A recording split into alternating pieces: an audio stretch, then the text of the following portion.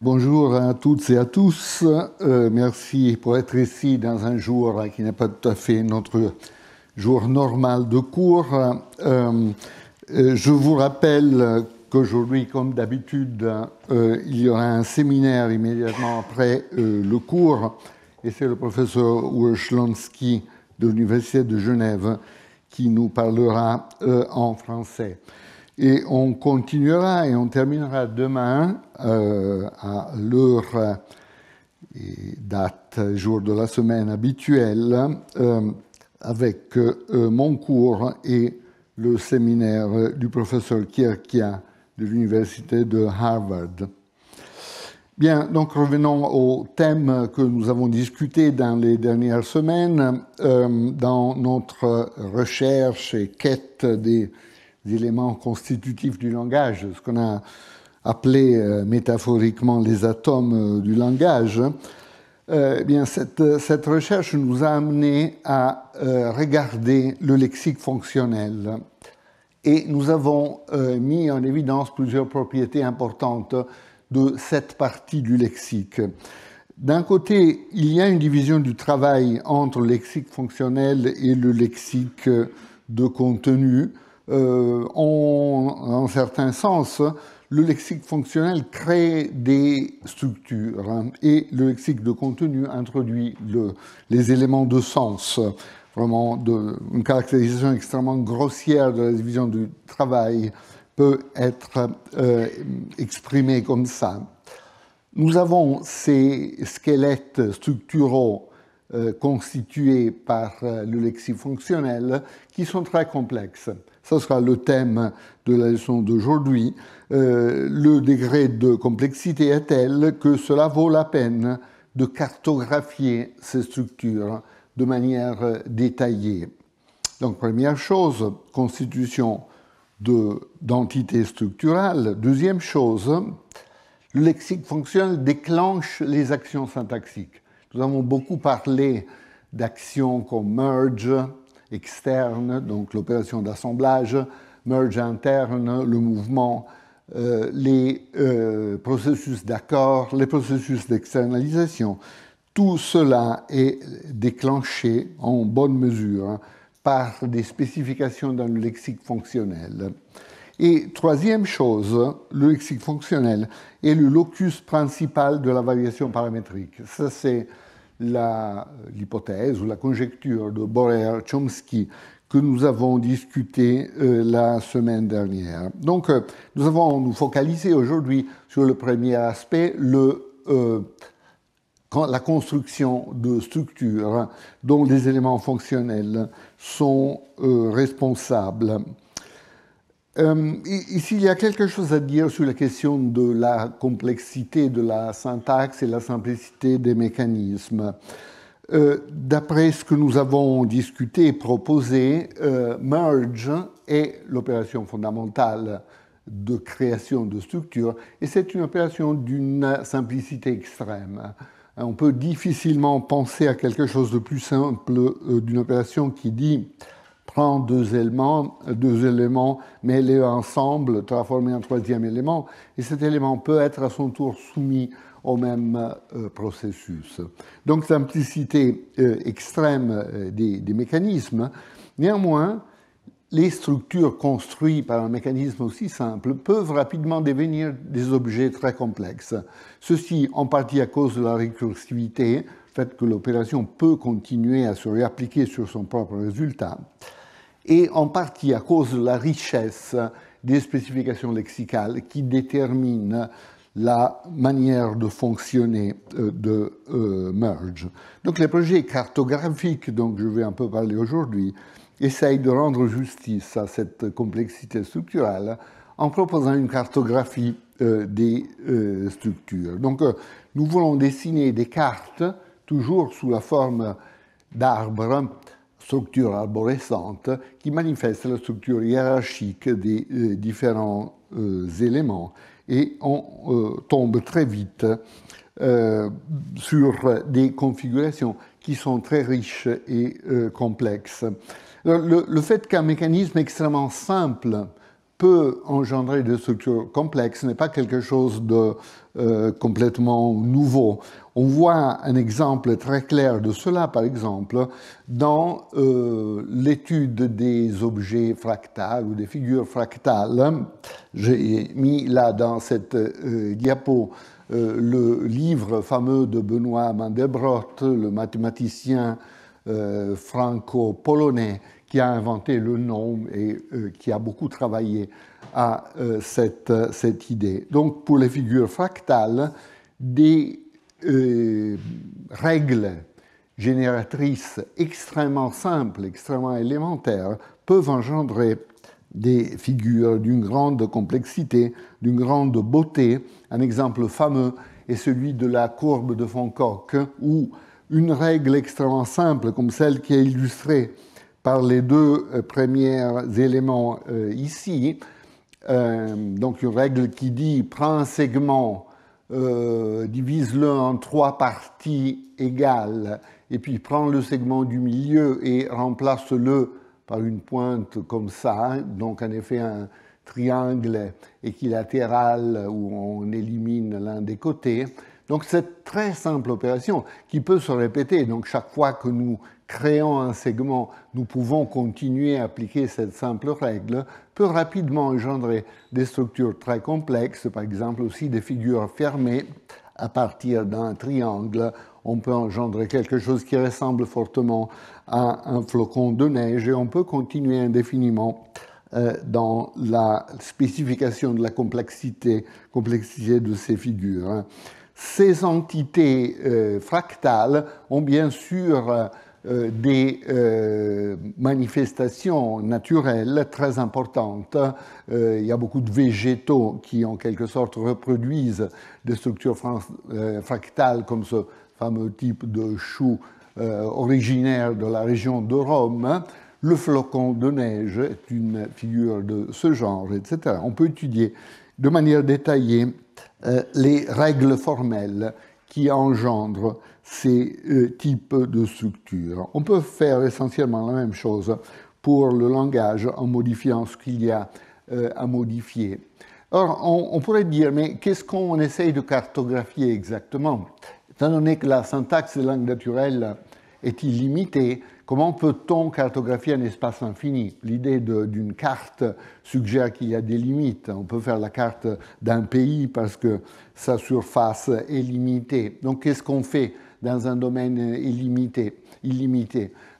En effet, merge récursif peut engendrer un nombre limité de structures, hein, mais il faut toujours garder à l'esprit, comme je l'ai souligné plusieurs fois, que merge ne s'applique pas dans le vide. Il assemble des éléments du lexique, hein, des deux types de lexique, fonctionnel et de contenu, qui ont certaines exigences sélectives, certaines spécifications lexicales. Et ce sont ces spécifications lexicales qui déterminent la stabilité des structures qu'on obtient. Hein. Donc, nous avons d'une part les configurations atomiques de la syntaxe, qui sont les éléments du lexique, des deux types de lexique, et les arbres élémentaires qu'ils projettent. Et d'autre part, nous avons des agrégations stables d'atomes, des sortes de molécules complexes. Si on pense à la notion de construction grammaticale qui nous vient de la tradition, de la grammaire descriptive traditionnelle, les constructions sont en effet des structures stables qui ont été identifiées, classées, analysées par la tradition grammaticale. Mais l'ensemble des structures stables va bien au-delà de cela, du simple inventaire des constructions grammaticales. Donc on essaye d'exprimer ces propriétés stables à travers les structures, et cette structure moléculaire fait l'objet de l'analyse cartographique. Ici, il convient de souligner qu'il n'y a pas de contradiction, bien au contraire, entre la complexité qui est mise en évidence par des études cartographiques et la simplicité qui est soulignée par le minimalisme. Tout simplement, le minimalisme se focalise sur les mécanismes qui ont cette caractéristique d'être extraordinairement simples, et la cartographie se focalise sur les structures créées, qui peuvent être très complexes. Mais comme beaucoup de domaines le montrent, il n'y a pas de contradiction entre ces deux choses. Voilà, donc comment cartographier les structures?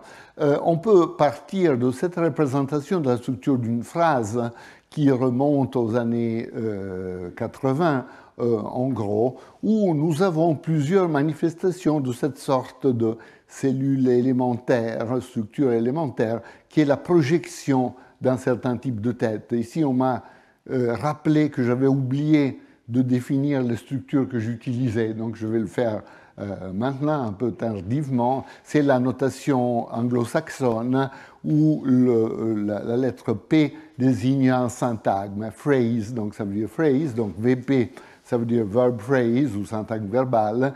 IP, c'est le inflectional phrase, donc le syntagme flexionnel, donc la structure de la phrase proprement dite.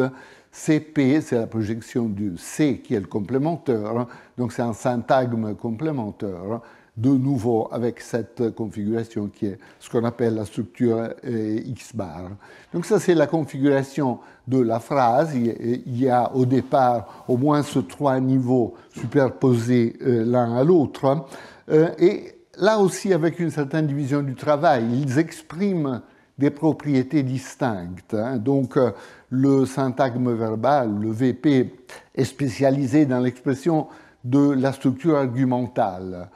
Ce qui fait quoi à qui dans l'événement qu'on décrit, fondamentalement. Donc, il y aura un certain événement qui mettra en jeu un certain nombre de participants qui recevront des rôles thématiques. Et donc, tout cela est exprimé au niveau du VP de la structure argumentale. La couche intermédiaire, la structure de la phrase haute, disons, de la structure de la phrase, exprime des propriétés comme le temps, l'aspect de la structure. Donc, par exemple, dans cette phrase, le fait que l'événement de rencontre qui est décrit par la phrase a eu lieu dans le passé. Donc, propriété temporelle, aspectuelle et bien d'autres choses comme le système cas-accord, par exemple, est exprimé au niveau de cette couche. Et puis, la couche supérieure, le système du complémentaire, exprime de propriétés qu'on appelle de portée discours, donc des propriétés liées au discours comme le type de structure, le type de phrase avec laquelle nous avons affaire. Il s'agit par exemple dans ce cas d'une interrogative et son caractère interrogatif est exprimé par quelque chose, le préfixe, cette sorte de préfixe « est-ce que » qui est exprimé au niveau de la structure du complémentaire. Donc nous avons ce type de configuration. Les différentes couches structurales fonctionnent comme une sorte d'échiquier dans lequel on peut déplacer les éléments. Par exemple, la position du verbe peut changer. Dans certaines structures, le verbe restera dans le syntagme verbal, adjacent à l'objet direct, donc il a souvent rencontré Marie, par exemple. Dans d'autres structures, sur la base des propriétés morphosyntaxiques de la structure, il pourra se déplacer, par exemple, il pourra bouger à la flexion, comme c'est indiqué ici, et on obtiendra une structure avec un verbe fléchi, type « il rencontre souvent ». Marie, par exemple, où le verbe lexical se déplace à la flexion qui exprime certaines propriétés de temps, de mode et d'accord. Et puis ce mouvement pourra encore continuer. Par exemple, on pourra former une interrogative qui impliquera la périphérie de la phrase. Donc il y aura un mouvement ultérieur du verbe vers la périphérie de la phrase. On obtiendra « rencontra-t-il souvent Marie » avec le mouvement du verbe fléchi encore à la gauche du pronom sujet. Donc ça, c'est un peu l'analyse classique de la structure de la phrase, telle qu'on la retrouve dans la littérature d'il y a quelques décennies.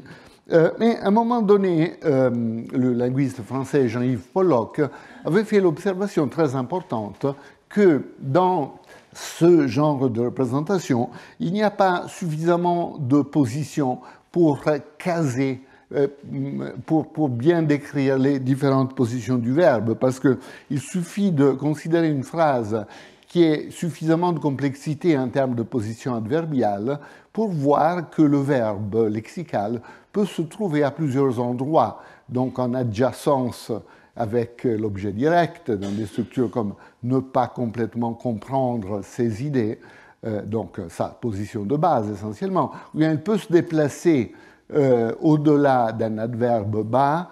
Il peut encore se déplacer au-delà d'un adverbe plus haut, comme le marqueur de négation. Par exemple, dans une phrase à verbe conjugué, il ne comprend pas complètement ses idées. Ou bien il peut encore se déplacer plus en haut, dans une question, par exemple. Mais donc, on n'aura pas, dans ce genre de représentation, suffisamment de positions pour bien décrire toutes les positions que le verbe peut occuper. Donc, il faut trouver une solution à ce problème. La solution proposée par Pollock était de scinder le nœud flexionnel dans des composantes plus fines.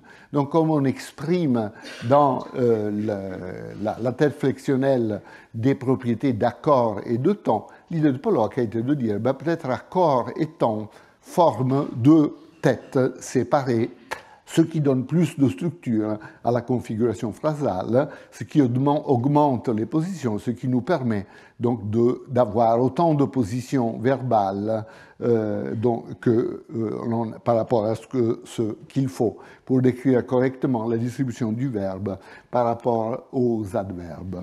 Puis Adriana Belletti a repris cette analyse et observé que l'ordre correct était que la spécification de l'accord avec le sujet devait être plus haute par rapport à la spécification du temps, ce qui est montré par des effets de miroir dans l'ordre des différents affixes. Pensons à un verbe conjugué complexe comme accepteront, acceptions, etc. Il y a un élément qui correspond en gros au temps et un élément qui correspond à l'accord. Et l'élément qui correspond au temps est plus proche de la racine par rapport à l'élément qui correspond à l'accord. Donc ceci découle d'une analyse pollockienne qui distingue entre accord et temps, sauf que accord est dans une position plus haute que le temps. Donc le verbe, en se déplaçant, s'associe d'abord avec l'affixe le plus bas, et puis l'ensemble se déplace encore, et de cette manière on forme des structures complexes, ou comme Mark Baker, que nous connaissons déjà bien sûr, l'avait montré, l'ordre des affixes est l'image miroir de l'ordre hiérarchique de la structure. Voilà donc cette analyse. Pollock avait proposé la scission, mais avec temps plus haut d'accord. Belletti a proposé de changer l'ordre des deux éléments. Quelques années après, Chomsky a dit que peut-être en quelque mesure, et Pollock et Belletti avaient raison, en ce qu'il fallait postuler plus qu'une position d'accord dans la structure de la phrase. Il y avait une position haute d'accord, plus haute que le temps, une position basse, plus basse que le temps. C'est une configuration qui est en effet montrée par plusieurs langues africaines, la langue bantoue, par exemple le swahili, manifeste assez directement ce type de structure. Vous voyez que dans une phrase comme Yuma a vu les enfants, nous avons dans la structure verbale complexe un affixe, dans ce cas un préfixe, qui correspond à l'accord avec le sujet, ensuite un affixe temporel qui indique le passé, ensuite un autre affixe qui s'accorde avec l'objet. Ici, c'est des accords en classe grammaticale, les langues bantues utilisant ce système d'accords en classe qui est vaguement analogue à l'accord en genre que nous avons dans les langues indo-européennes. Mais en tout cas, donc, on voit directement ce type de structure qui correspond à la structure postulée abstraitement par Chomsky, avec un accord sujet, un accord objet, à différents auteurs. Ceci est une procédure qu'on fera plusieurs fois dans cette présentation. Une bonne règle de l'analyse cartographique est la suivante. Si on postule une structure pour des raisons abstraites, il faut chercher dans les langues, dans d'autres langues, pour voir si peut-être d'autres langues manifestent de manière directe et transparente une structure postulée abstraitement. Voilà. Donc le processus de scission doit continuer parce qu'il suffit d'ajouter un autre adverbe et on se rend compte qu'encore le nombre de positions devient insuffisant. Donc il faut postuler encore plus de structures, ne pas toujours complètement comprendre ses idées. Le verbe comprendre peut être adjacent à l'objet direct ou bien intervenir entre l'adverbe bas et un adverbe un peu plus haut, être dans une position encore un peu plus haute, ne pas comprendre toujours complètement ses idées, etc. Puis il peut encore monter, etc. Et si on rajoute d'autres adverbes, on se rend compte qu'on a besoin d'autres positions. Donc, quel type d'analyse? Continuer la scission. Évidemment, il n'y a pas que le temps, il y a aussi l'aspect, il y a aussi la voix, par exemple. Donc, il faut postuler d'autres atomes, d'autres entités élémentaires qui forment la structure de la phrase. D'autre part, l'accord aussi peut être scindé, comme notre conférencier d'aujourd'hui, Urszulonski, l'avait observé. Le nœud accord manifeste en effet toute une série de propriétés plus fines, parce qu'il manifeste des propriétés de personnes, de propriétés de nombre, de propriétés de genre. Et donc peut-être ces traits peuvent constituer un système de tête indépendante et organisé de manière hiérarchique.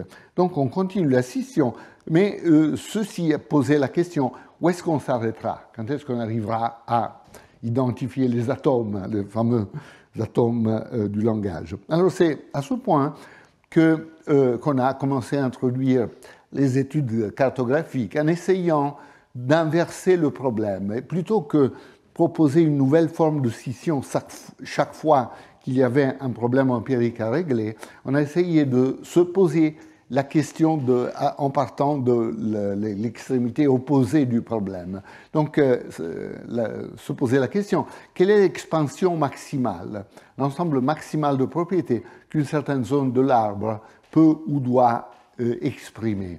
Et est-ce que chacune des propriétés exprimées correspond en effet à un trait syntaxique qui définit une tête? Donc, de cette manière, on s'est dit, peut-être on arrivera à avoir une idée d'ensemble de la quantité de structures élémentaires qu'il faut postuler pour le calcul combinatoire des langues naturelles. Et c'est comme ça qu'on a commencé à regarder aux structures comme un objet qui mérite d'être décrit en tant que tel, pour ainsi dire. Et on a commencé avec les projets cartographiques. Il y a ici un principe méthodologique important qui dit la chose suivante. Un trait syntaxique interprétable, c'est-à-dire un trait syntaxique qui est aussi visible à l'interprétation, donc qui a un rôle et en syntaxe et en sémantique, correspond à un élément du lexique fonctionnel, et cet élément correspond à une tête. Donc il y a une correspondance entre ces trois types de choses. Ce principe a été appelé le principe de décompositionnalité par Richard Kane, qui avait fait un séminaire il y a 2 ans, ici dans le cadre de ce cours. Mais en effet, le principe était déjà opératif bien avant les années 2000, quand il a reçu un nom. En effet, un antécédent important de ces idées utilisées à fond dans les projets cartographiques, on les retrouve dans les tentatives de décomposition lexicale tentées par la sémantique générative, donc par des linguistes comme Lakoff, Macaulay, Postal, Hedgeross, Fillmore, etc. Et dans ce type d'approche, par exemple, les sémanticiens génératifs se posaient la question: quelle est la véritable structure profonde d'une phrase comme « John killed Bill » ? Et ils arrivaient à dire peut-être kill doit être décomposé en des composantes plus élémentaires. Donc c'est un verbe qui cause un certain événement élémentaire, la mort de Bill, et avec un agent qui cause cet autre événement. Donc peut-être la représentation est quelque chose comme John caused Bill to die, ou Jean a fait mourir Bill, quelque chose comme ça. Et puis on peut continuer dans la décomposition, les sémanticiens génératifs le proposaient. Par exemple, die peut être décomposé comme un changement d'état, become not alive, ou quelque chose comme ça. Donc on peut continuer à réduire et trouver les éléments de base de la constitution du sens des entités verbales, et non seulement des entités verbales. Il y a eu un débat épique en faveur ou contre ce genre d'analyse. Par exemple, un grand polémiste comme Jerry Fodor a participé. Chomsky aussi a pris des positions, Jack Endorf et d'autres ont pris des positions. Ensuite, le débat a été abandonné, non pas parce que l'un des deux secteurs a nettement gagné, mais plutôt, vous savez, parfois, même dans les débats les plus acharnés, il y a un moment de fatigue où on décide de passer à autre chose. Et c'est fondamentalement ce qui s'est passé dans le cas de la décomposition lexicale. Néanmoins, certaines intuitions essentielles de la sémantique générative sont restées dans les approches successives. Par exemple, dans l'analyse de l'interface lexique-syntaxe, dans beaucoup de travaux plus récents, comme les travaux de Ramchand, par exemple, ou des autres personnes que j'ai citées ici. Les idées de décomposition lexicale sont aussi en relation avec certaines choses que nous avons dit sur sur le caractère binaire de merge. Vous vous souvenez qu'on a dit qu'il y a des raisons empiriques pour dire qu'il n'y a pas de structure ternaire dans le langage. Donc, quand vous avez un verbe à double objet en anglais, par exemple, même si on a affaire à deux choses qui semblent un peu du même type, deux objets, on n'aura pas une structure de ce type, mais plutôt toujours une structure hiérarchique de ce type. Richard Kane avait donné des arguments très clairs en faveur de l'idée d'une organisation hiérarchique. Et on a dit que si on pense à merge comme une opération fondamentalement binaire, on ne peut qu'engendrer des structures de cette sorte, avec une asymétrie intrinsèque entre les deux objets d'une structure à double objet. Évidemment, les considérations qu'on vient de faire sur la décomposition lexicale vont dans le même sens. Parce que si nous pensons à un verbe comme give en anglais ou show, donner, montrer par exemple, comme étant des verbes complexes avec un élément causatif, et donc le fait qu'un événement plus simple est causé. Donc, donner un livre à Jean correspond à quelque chose comme faire avoir un livre à Jean, quelque chose comme ça. Et montrer un livre à Jean correspond à faire voir un livre à Jean, essentiellement. Et donc, il y a toujours cette composante causative qui est en jeu. Eh bien, la décomposition lexicale nous amène directement à la structure qui est celle déterminée par merge binaire avec l'asymétrie entre les deux objets que nous avons illustrés, qui a été découverte par Kane. Donc, en revenant sur le principe de décompositionnalité, qu'est-ce que c'est qu'un trait syntaxique interprétable? C'est un trait syntaxique visible à la syntaxe et à la sémantique. Donc, il définit une propriété syntaxique comme la catégorie et une propriété sémantique, le contenu exprimé par la tête fonctionnelle. Donc, par exemple, T, aspect, etc., définissent la catégorie T, aspect, et donc ses capacités combinatoires, et aussi la propriété sémantique, l'interprétation temporelle, l'interprétation aspectuelle, et ainsi de suite. Alors, si vous réfléchissez un instant à l'impact d'un principe comme le principe de décompositionnalité, il est clair qu'il revient à dire que les représentations syntaxiques ont une très grande simplicité locale. Donc, les configurations locales sont très simples. Il n'y a qu'une propriété fondamentale syntaxique et sémantique, et l'élément porteur de cette propriété se combine avec deux autres éléments, un spécificateur et un complément. Mais donc tout est très simple localement. Il y a bien sûr des conglomérats complexes. Par exemple, un verbe peut être fléchi pour le temps, pour l'accord, pour le mode, etc., etc.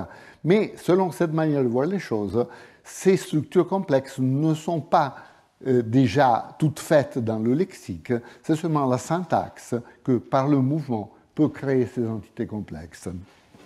Donc, si au niveau local, sur la base du principe de décompositionnalité, on aura des configurations optimalement simples, au niveau global, évidemment, il y aura un prix à payer. Il faudra nécessairement avoir des configurations complexes parce qu'il y a beaucoup de propriétés exprimées. Donc il faut les distribuer dans la structure. Et donc on aura nécessairement des structures complexes.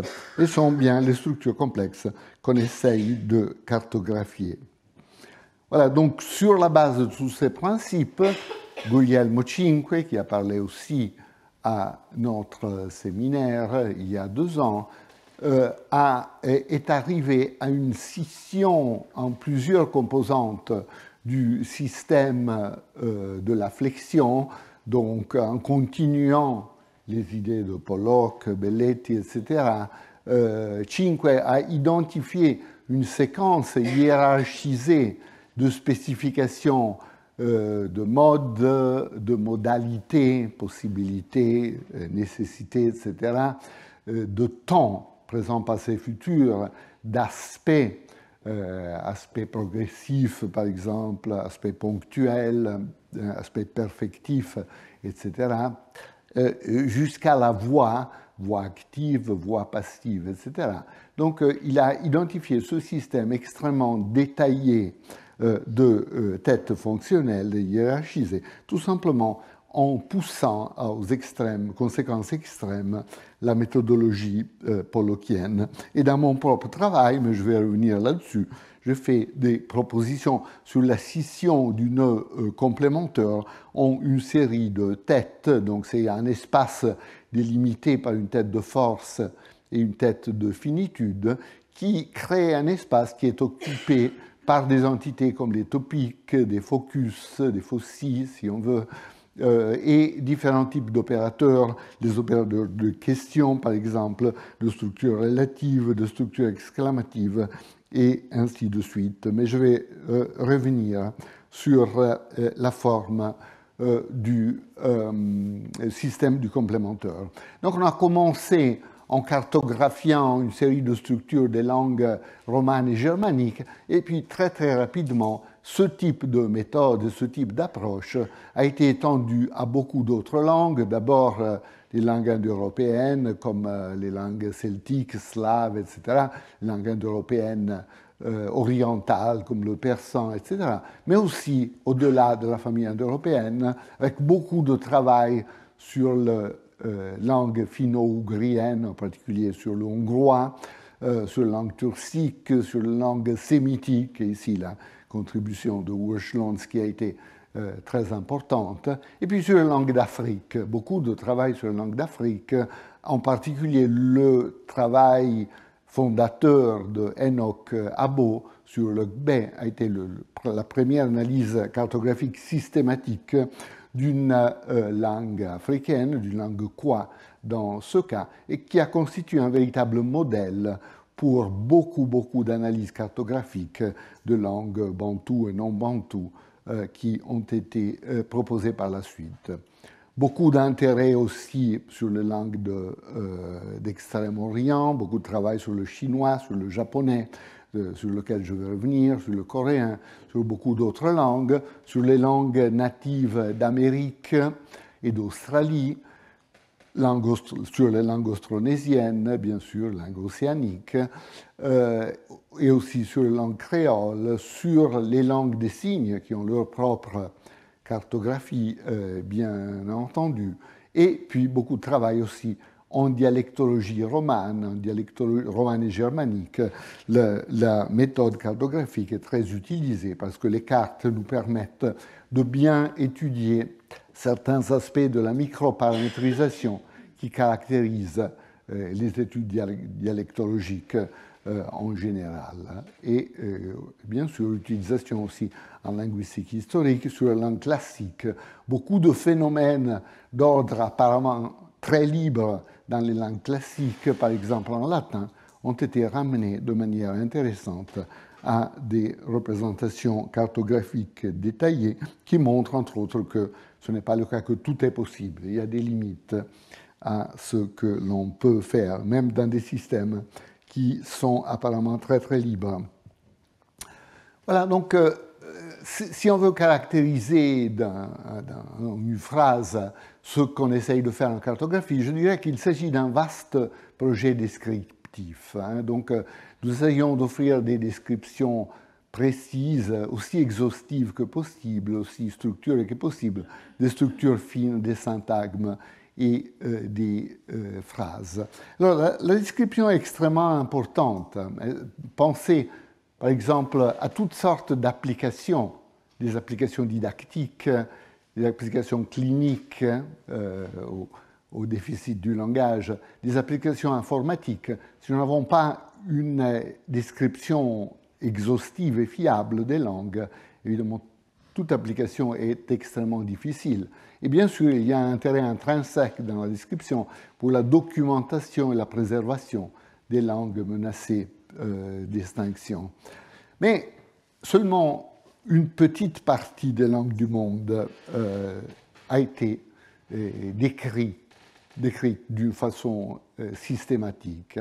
Dans un article qui avait créé beaucoup de débats il y a une quinzaine d'années, Evans et Levinson avaient estimé qu'environ 10% des langues du monde ont été décrites. 10%, c'est pas grand-chose, mais en effet, si on élève les standards au niveau de détail exigé par les analyses que nous avons présentées ici, cette estimation est déjà extrêmement optimiste. C'est beaucoup moins, en effet, que 10% des langues du monde qui ont été décrites de façon satisfaisante. Donc, la description linguistique est un territoire complètement ouvert pour la recherche linguistique où, auquel il faut absolument s'appliquer, étant donné l'importance d'une description de qualité des langues. Nous avons, en tant que spécialistes de grammaire générative, 70 ans d'expérience dans le développement d'outils extrêmement sophistiqués pour l'analyse linguistique. Donc il faut les utiliser. Il faut les utiliser pour la description. Autrement, le risque que les descriptions seront faites par des moyens moins sophistiqués que les types de moyens d'analyse grammaticale que nous avons développés. La description va toujours en même temps, procède en parallèle avec l'explication. Ici, j'ai mis en exergue une phrase de Benoît Mandelbrot dans le texte que j'ai cité avant. Donc, Mandelbrot dit mon but initial est de décrire la forme de divers objets. Ici, il parle de structure fractale, bien sûr. Cependant, dès que cette première phase réussit, la priorité passe aussitôt de la description à l'explication, de la géométrie à la dynamique, à la physique et au-delà. Donc il faut immédiatement, dès qu'on a une description satisfaisante, il faut immédiatement se poser la question de l'explication. Pourquoi est-ce que les choses sont ainsi? Pourquoi est-ce que je trouve ces formes et non pas d'autres formes imaginables? Et très souvent, l'explication exige d'aller au-delà du domaine pur de la géométrie structurale et essayer de penser aux principes qui sont à la base de la dynamique du domaine qu'on est en train d'étudier. Parfois, on a reproché à la recherche cartographique de ne pas pousser suffisamment l'effort explicatif, mais en effet, ce n'est pas une critique justifiée, à mon avis. Nous sommes tous d'accord qu'une bonne carte est le point de départ du processus explicatif, n'est pas le point d'arrivée. Donc, dès que nous arrivons à faire une carte satisfaisante, le processus explicatif commence. Il faut comprendre pourquoi nous trouvons ce type d'organisation et non pas d'autres types d'organisation. Donc, description et explication vont toujours ensemble. Nous devons poser les questions pourquoi les choses sont ainsi. Nous devons essayer toujours de ramener déductivement à des principes plausibles de la faculté du langage ce que nous observons, les configurations que nous observons dans nos cartes. Et si nous formulons les choses de cette manière, donc si nous posons systématiquement des questions d'explication, la recherche cartographique fonctionne un générateur de questions empiriques pour les études théoriques. Donc, c'est un type de recherche qui devrait constamment créer de nouveaux puzzles, de nouvelles questions pour la recherche théorique, en nourrissant ainsi la continuation de la recherche théorique. Voilà, donc revenons un peu à nos histoires plus analytiques d'analyse du système du complémentaire et faisons en quelques mots l'histoire de la question. Donc John Bresnan, linguiste américaine, avait proposé pour les structures de la phrase ce type de configuration en proposant que la structure de la phrase étant à l'époque conçue comme la structure prédicative, donc S correspond à sentence et il y a un sujet et un VP prédicat fondamentalement, cette structure s'accompagne toujours d'un nœud initial qu'elle appelait complémentaire. Complémentaire parce qu'elle transforme une phrase subordonnée en complément possible d'un verbe principal, par exemple, et que cette position peut être remplie par un élément comme que, par exemple en français, ou that en anglais, ou bien peut fonctionner, selon l'analyse de Bresnan, comme cible du mouvement. Par exemple, pour la formation d'interrogative, on déplacera un élément interrogatif à cette position initiale. L'idée d'une seule position de complémentaire pour toutes ces choses avait un certain pouvoir explicatif. Par exemple, elle rendait compte immédiatement du fait que il y a des incompatibilités. Par exemple, si vous pensez à comment on forme une relative en anglais, the man who you saw, on peut avoir that, the man that you saw, mais on ne peut pas avoir deux éléments. Donc, the man who that you saw, par exemple, n'est pas une structure possible en anglais contemporain. Et il y a un effet de doubly filled comp, donc il y a une position de complémentaire qui peut être remplie par un seul élément, comme tous les nœuds d'ailleurs des structures phrasales.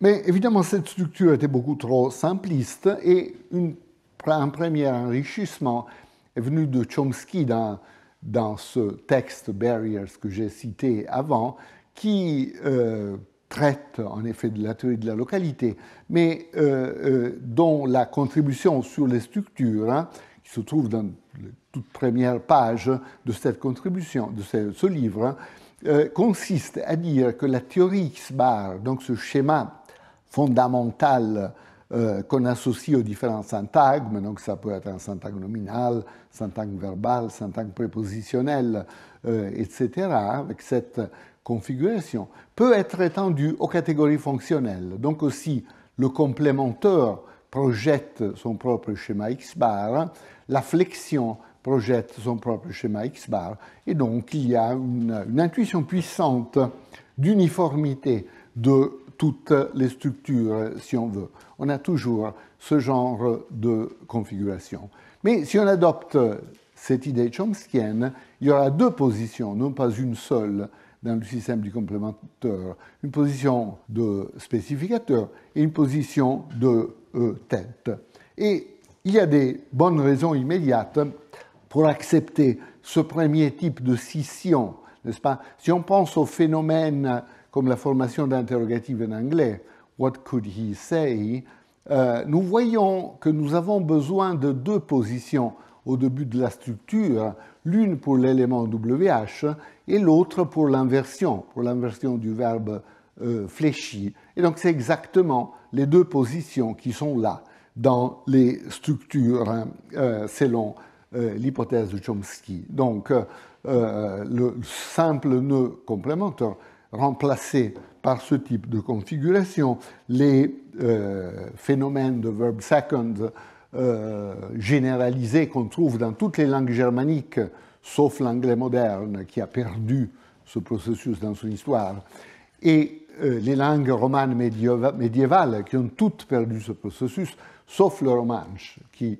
a gardé cette caractéristique, eh bien dans toutes ces langues germaniques moderne et langue romane médiévale, il y a ce phénomène de verbe en deuxième position qui, dans les phrases principales, implique la structure du complémentaire et un élément, par exemple le sujet, mais pas nécessairement le sujet, termine en première position, tandis que le verbe fléchi se trouve en deuxième position, ce qui détermine cette ordre constituant, verbe fléchi, reste de la phrase, et c'est à cela qu'on se réfère quand on parle de V2. Donc tous ces phénomènes ont besoin d'un complémenteur riche. Bon, je vais sauter cela. Évidemment, ça pose immédiatement une question. On ne peut plus traiter le phénomène du complémenteur doublement rempli, parce que précisément on a deux positions. Donc quelque chose comme Pierre ne sait pas qui, que Jean a vu, ce genre de choses, n'est plus automatiquement exclu par une hypothèse comme celle de Chomsky. Mais ça, c'est tout à fait désirable, parce que si on regarde les langues du monde, on voit qu'il y a beaucoup de cas où effectivement un élément antéposé en position initiale, par exemple dans une question indirecte, peut être en concurrence avec un élément comme que, par exemple, dans certaines variétés dialectales de l'anglais de Belfast, on a des questions indirectes comme I wonder which book that he read. Tout à fait possible. Dans beaucoup de dialectes du néerlandais, on a ces séquences who that, wie that. Même en français, une certaine variété du français québécois, il y a des questions principales comme qui t'a vu, où il y a ce complémentaire que en concurrence avec qui. Beaucoup de dialectes de l'italien, que mange-t-il, c'est quelque chose comme ça en vénitien, élément WH, que et reste de la structure. En général, dans les langues standards, on ne trouve pas ce genre de phénomène, mais c'est un phénomène naturel, c'est un phénomène qui ressurgit dans beaucoup de variétés dialectales. En italien standard, il n'y a qu'une construction qui admet ce phénomène, et ce sont les exclamatives. Che bel libro che hai letto, vous avez cette occurrence de que qui peut se manifester dans la structure exclamative et qui peut être en concurrence avec l'élément exclamatif en position de spécificateur. Donc clairement, nous avons besoin d'un paramètre pour distinguer par exemple entre l'anglais de Belfast et l'anglais de Londres. Il faut un paramètre qui dise que dans les configurations spécificateurs complémentaires, le complémentaire peut être réalisé ou ne peut pas être réalisé quand le spécificateur est rempli. Donc nous avons besoin, comme partout dans les cas de variation, d'un principe et d'un paramètre. Bon, je vais omettre ça. OK, donc ces types d'analyses ont proposé une scission dans le système une première scission dans le système du complémentaire. Puis il y a d'autres raisons qui s'ajoutent immédiatement. Par exemple, dans les analyses classiques, il y a plusieurs éléments comme que dans la langue romane et de dans les structures infinitivales de langue romane qui sont analysés classiquement comme des complémenteurs. Donc, vous avez en italien, mais aussi en français, je crois que je partirai, j'ai décidé de partir, que et de, classiquement, étaient analysés comme des complémenteurs, de étant simplement la contrepartie infinitivale de que. Il y a des bonnes raisons de penser que de est en effet un élément du système du complémentaire parce que, par exemple, il est systématiquement plus haut que la négation qui est interne à la phrase. Donc, Jean décida de ne pas. Même l'élément le plus haut de la négation suit de. Tandis que, par exemple, to en anglais, qui est aussi une préposition utilisée dans les structures infinitivales, est manifestement plus bas. Donc, il se trouve dans la partie basse de la structure, où il est précédé, il peut être précédé en tout cas par la négation. Donc, John decided not to leave, par exemple. Donc, ces éléments occupent des positions manifestement distinctes et de, ou dit en italien, peut être interprété comme un élément faisant partie du système du complémentaire. Néanmoins, dans le système complémentaire, il utilise une position distincte par rapport à la position de que en italien ou de que en français. Et ici, il faut donner un argument indirect pour montrer ça. ce qu'on appelle un argument de transitivité, ayant cette structure. Si un élément A précède un élément B et B précède C, alors A précédera C, précédera et sera plus haut dans la configuration de ce par rapport à C, même si A et C n'apparaissent jamais ensemble. Donc on essaye de donner ce type d'argument de transitivité. Et l'élément B en question, le terme de comparaison qui nous permet de faire ce type de raisonnement, peut être, dans le cas de figure, un topique, donc un élément dans des constructions romanes comme le livre, Jean le lira demain, ou il libro, Gianni lo leggerà domani. Donc cet élément, qui est ce qu'on appelle un topique, donc un élément sur lequel on va faire un commentaire, et le reste de la phrase est un commentaire, fonctionne ici pour nous montrer les positions exactes de certains autres éléments. Voyons comment. Voilà, donc on peut montrer en italien qu'un élément comme che, qui correspond en français que, précède nécessairement le topique. Donc l'ordre naturel est credo che, ensuite le topique, il tuo libro, ton livre, lo leggerò domani, je le lirai demain. Ça c'est l'ordre naturel, mais si nous prenons une structure infinitive, le topique est possible en italien. En français, c'est une structure très douteuse, mais en italien, c'est possible. On a des structures comme « Ho deciso il tuo libro di leggerlo domani ». Vous voyez qu'ici, l'élément « di » suit nécessairement le topique. Donc, il y a un élément qui précède, un élément qui suit le topique, ce qui nous amène à une structure complexe pour le complémentaire, une position plus haute que le topique, une position plus basse que le topique, réalisée respectivement comme « che » et comme « di ». En généralisant un peu à partir de cette structure, on appelait la position complémentaire haute position de force, donc qui exprime la force illocutoire des phrases principales, donc il s'agit d'une déclarative par exemple, et la position basse comme position de finitude, position qui s'accorde en finitude avec la structure de la phrase qui se trouvera dans une position encore plus basse. Voilà, donc je disais avant qu'une bonne règle cartographique, c'est de regarder dans d'autres langues proches et puis moins proches pour voir si une séquence qu'on propose abstraitement est manifestée dans certaines structures. En effet, la séquence que 2 postulé abstraitement pour l'italien est possible dans certaines structures du français.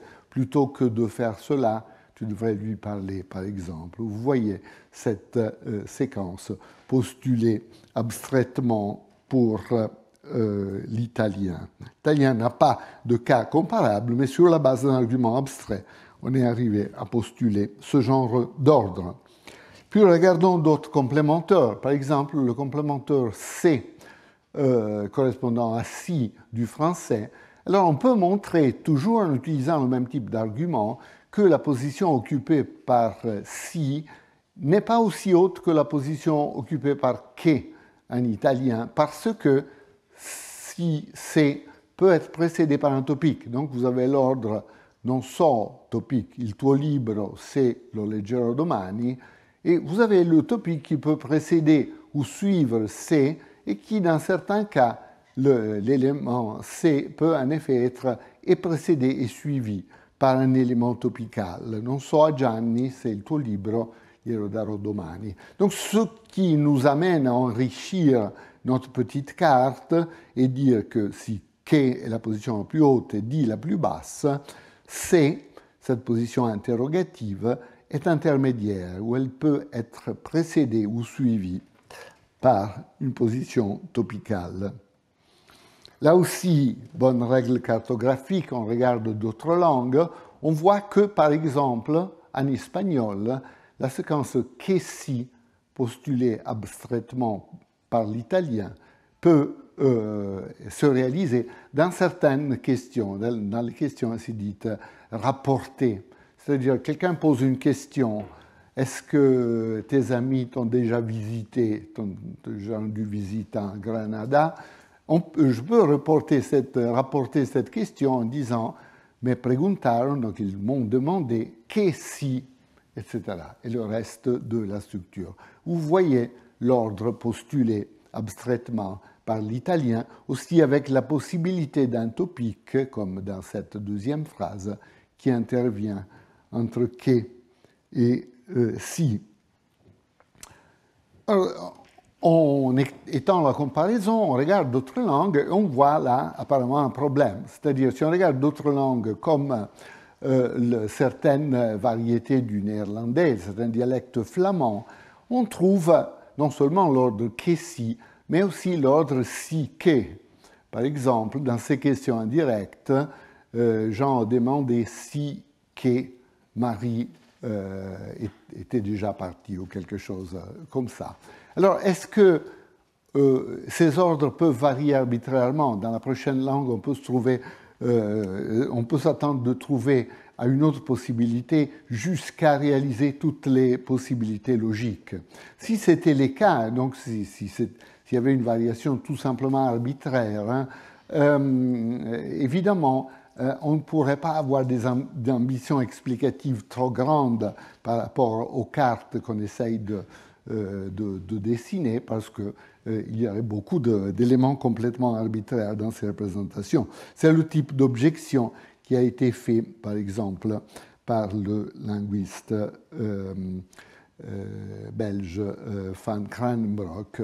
Mais en effet, il y a une réponse à cette objection qui est la suivante. Il faut distinguer entre les positions abstraites des cartes syntaxiques et les lexicalisations possibles. Certaines formes du lexique fonctionnel sont polyvalentes, c'est-à-dire qu'ils peuvent occuper plusieurs positions abstraites. Elles peuvent lexicaliser beaucoup des positions abstraites. Un exemple très banal, on peut le voir par exemple en anglais, en regardant les différentes utilisations de to. I want to go, marqueur de l'infinitif. I talk to John, préposition. C'est, disons, la même forme, mais qui occupe manifestement deux positions abstraites distinctes. Même chose pour for, même chose pour des morphèmes comme ce, qui peuvent manifester des choses très très différentes. Par exemple, ce dans le système nominal marque la pluralité. Dans le système verbal, marque le temps et l'accord à la troisième personne du singulier. Le, en français, peut être un déterminant, le livre, hein, ou bien un pronom critique, je le lis, distribution complètement distincte.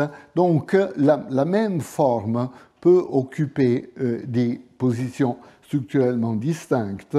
Et donc, sur la base de ces considérations, les éléments qui correspondent à que ou à that en anglais peuvent lexicaliser une position haute, comme dans le cas de l'espagnol, et donc on aura l'ordre que si, ou bien une position plus basse, la position de finitude, comme dans le cas du flamand, et on aura l'ordre of that, ou if that, ou si, que, si vous voulez. Donc position abstraite qui reste constante, et lexicalisation possible qui peut varier considérablement, comme dans le cas que nous venons de voir.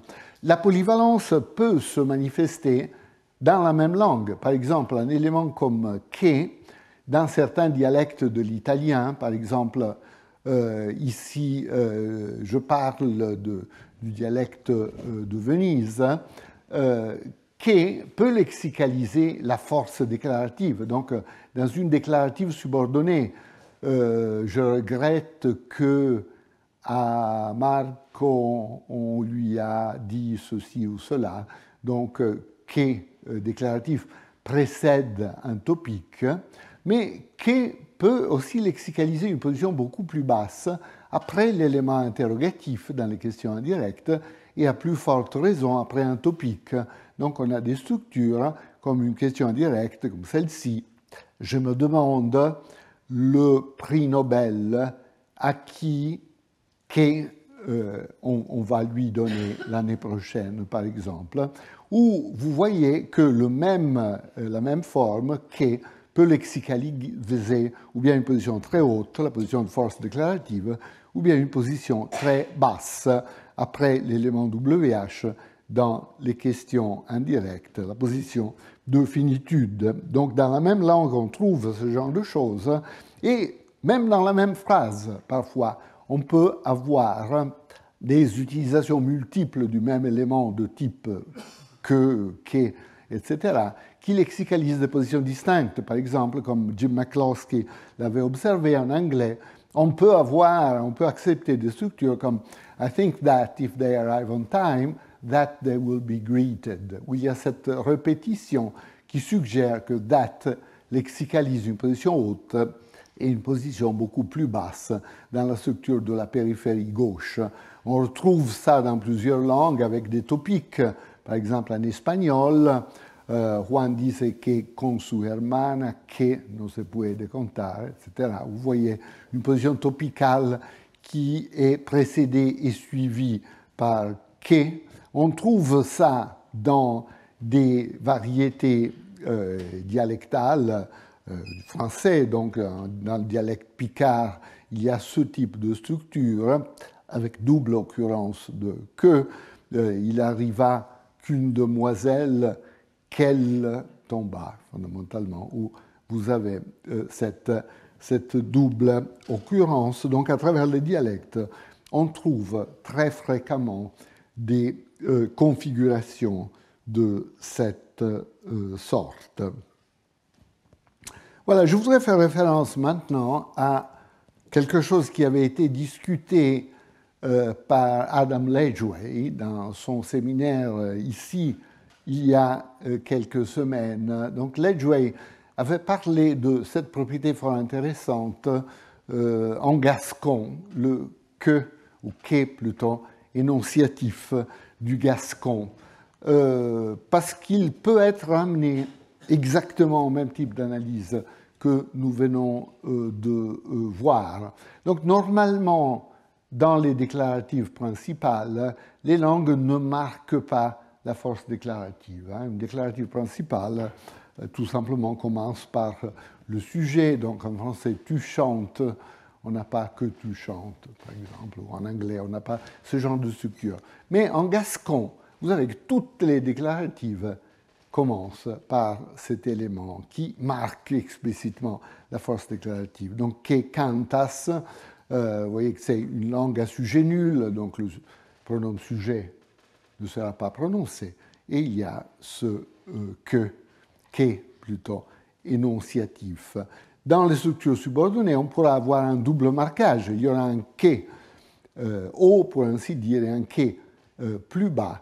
Et les deux pourront être, dans la séquence, pourra être interrompue par l'intervention d'un certain type d'éléments, par exemple un sujet topicalisé. Donc, on a ce type de phrase qui avait été discuté par Ledgway, qui semble, donc il semble, vous avez toujours le que énonciatif, puis sujet explicite, explétif, nul dans la langue, puis vous avez la subordonnée, donc il semble que tous que pourrions sans peine parler, quelque chose comme ça, où nous avons un que déclaratif et puis le que énonciatif qui se manifeste dans la structure subordonnée.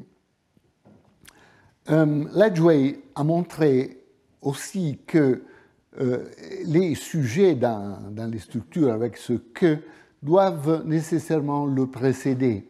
Donc on ne peut pas avoir l'ordre qu'énonciatif sujet, par exemple, dans une structure principale. Le chien regarde la maison, donc on aura l'ordre le chien que regarde la maison, fondamentalement. Donc on pourrait dire, peut-être ce qui se passe est que ce que n'est pas vraiment dans la périphérie gauche, mais il est réanalysé comme un élément de la flexion verbale, quelque chose de plus bas, qui suit le sujet. Mais en effet, il y a une alternative qui est celle qui a été adoptée par Ledgway dans son analyse, c'est-à-dire il se peut que ce que soit quand même dans le système du complémentaire, mais que le sujet se trouve encore plus haut, c'est-à-dire que la structure puisse avoir un sujet qui se trouve dans la périphérie gauche de la phrase, dans le système du complémentaire.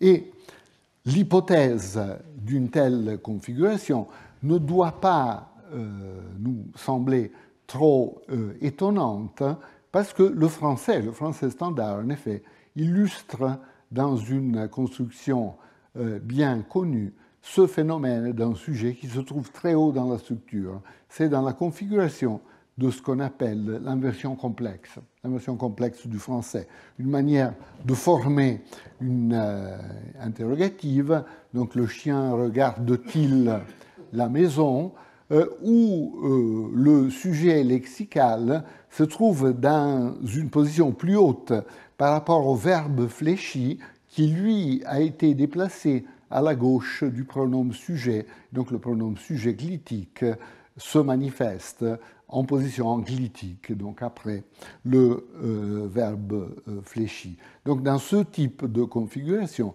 effectivement, ce type de configuration montre qu'on a besoin d'une position sujet spéciale qui se trouve dans la périphérie de la phrase. Et peut-être c'est la position qu'on utilise systématiquement dans des systèmes comme le gascon, selon l'analyse de Ledgway. Donc il y aurait un parallèle entre l'inversion complexe du français, le chien regarde-t-il la maison, avec mouvement, double mouvement du verbe à la flexion, et puis à la tête de finitude, où donc il passe de l'autre côté du pronom sujet, et puis le sujet lexical dans une position encore plus haute et déjà dans la périphérie, et les structures sans mouvement du gascon, le chien que regarde la maison, quelque chose comme ça, qui veut dire le chien regarde la maison, tout simplement, où nous avons un peu de mouvement du verbe de toute façon à la flexion, puis le pronom sujet nul, la langue étant une langue à sujet nul, et puis ce fameux que énonciatif qui manifeste la position de finitude, et le syntagme nominal, le sujet, qui se trouve dans une position plus haute. En effet, le fait qu'il y a une compétition entre le mouvement du verbe et la présence de que, d'un que bas, disons, qui manifeste la tête de finitude, est montré très directement par une autre construction française qui est celle qui va avec certains éléments adverbiaux, comme peut-être, qui entre dans ce type de paradigme. Donc peut-être peut se manifester dans la périphérie de la phrase, et il prendra un que qui vraisemblablement sera notre que en position basse, donc en position de finitude. Donc on peut avoir peut-être qu'il viendra. On peut avoir aussi le mouvement du verbe, donc peut-être viendra-t-il. Cette configuration déclenche ce mouvement du verbe fléchi à la gauche du sujet. Mais on ne peut pas avoir la concurrence de que et de l'inversion. Donc quelque chose comme peut-être que viendra-t-il n'est pas possible, ce qui suggère que et le mouvement du verbe sont en compétition pour la même position structurale, donc ou bien on a l'une ou bien on a l'autre de ces deux manifestations de la tête de finitude. Voilà, je voudrais conclure pour aujourd'hui, et puis on reviendra sur la cartographie et sur l'acquisition de la cartographie demain, en étendant un peu la comparaison, en étendant considérablement la comparaison en dehors des langues romanes, non seulement, mais aussi des langues indo-européennes, et en comparant certaines des structures dont nous avons parlé aujourd'hui en italien et dans les langues romanes, avec des structures équivalentes en japonais. Ici, je fais référence à l'analyse du linguiste japonais Mamoru Saito. Alors, ce qui caractérise les structures pertinentes ici, en japonais est que on peut avoir des configurations spéciales pour les questions rapportées, exactement comme en espagnol. Comme en espagnol, on peut avoir ces structures avec que, si, qui sont en concurrence. Quand on répète une question qui a été posée par quelqu'un d'autre, on peut utiliser une construction spéciale aussi en japonais. Donc, supposons que quelqu'un a posé une certaine question qui vient à la maison, par exemple, ou est-ce que Jean vient à la maison? Et donc, quelqu'un peut rapporter ce genre de situation en disant Taro a demandé à Ziro.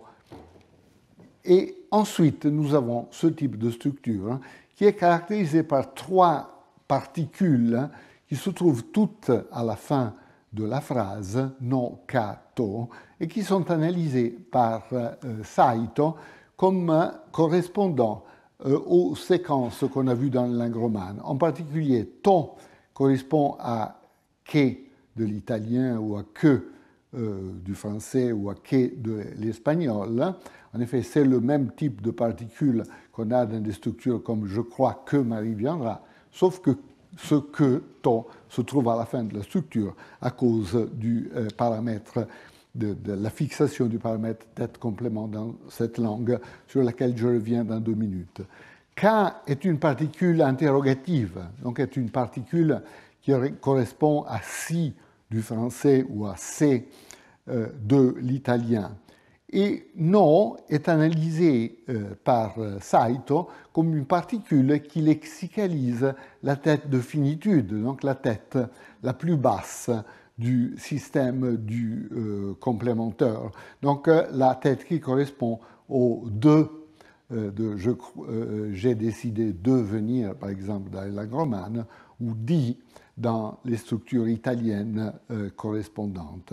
Alors, en japonais, dans la même construction, on a l'occurrence de ces trois particules dans cet ordre fixe qui est l'image miroir de l'ordre fixe qu'on trouve dans les langues romanes. Donc, en italien, par exemple, on était arrivé à l'ordre que, c'est, di, donc que la plus haute, C intermédiaire, di la plus basse, et selon la liste de Saito, no kato correspond exactement à ce type de configuration, avec no la particule de finitude, ka la particule interrogative et to la particule de force déclarative ou de structure rapportée en position finale. Alors, donc, on a à voir ici, dans les deux cas, le même ordre hiérarchique, évidemment, que et to sont la plus haute, di et no sont la plus basse, mais l'ordre linéaire est l'image miroir dans un cas comme dans l'autre, et ceci à cause de notre fameux paramètre de l'ordre tête-complément qui est fixé de manière différente en japonais et en anglais ou en italien et en français. L'ordre étant tête-complément dans le cas de l'italien, par exemple, ou du français, et complément tête dans le cas du japonais, avec la tête qui est systématiquement en position finale, donc l'auxiliaire qui suit le syntagme verbal, le verbe par exemple, le complémentaire qui suit la phrase, le verbe qui suit le complément verbal, comme on voit ici. Donc tout est essentiellement l'image miroir et on a ces arbres qu'on a déjà discutés où on voit bien le branchement fondamentalement à droite de langues comme l'anglais, l'italien, le français, et le branchement fondamentalement à gauche dans des langues comme le japonais. On avait déjà vu tout cela. Donc, la structure hiérarchique dans les deux types de langues est la même si on prend l'analyse de Saito pour le japonais, avec fin, position la plus basse, et puis int, interrogatif intermédiaire, et force, composition la plus haute. Évidemment, l'ordre linéaire de cet élément est l'image miroir d'un cas par rapport à l'autre, en conséquence tout simplement de la fixation du paramètre tête complément qui est à tête initiale dans le cas de l'italien de manière tout à fait systématique et à tête finale dans le cas du japonais. Donc une structure qui est postulée sur une base totalement abstraite pour une langue comme l'italien, donc sur la base de ces arguments assez indirects qui nous ont amenés à postuler ces ordres, est manifestée très directement dans un seul type de structure, en japonais, selon l'analyse de Saito. Donc il montre exactement le même type de configuration, sauf pour la fixation du paramètre d'ordre, qui est évidemment l'image miroir dans une langue par rapport à l'autre. Bien, je pense que je vais m'arrêter ici pour permettre une petite transition par rapport au séminaire. Donc, je m'arrête pour le moment et on continuera demain sur ce même type de problème et sur l'acquisition de ce type de structure.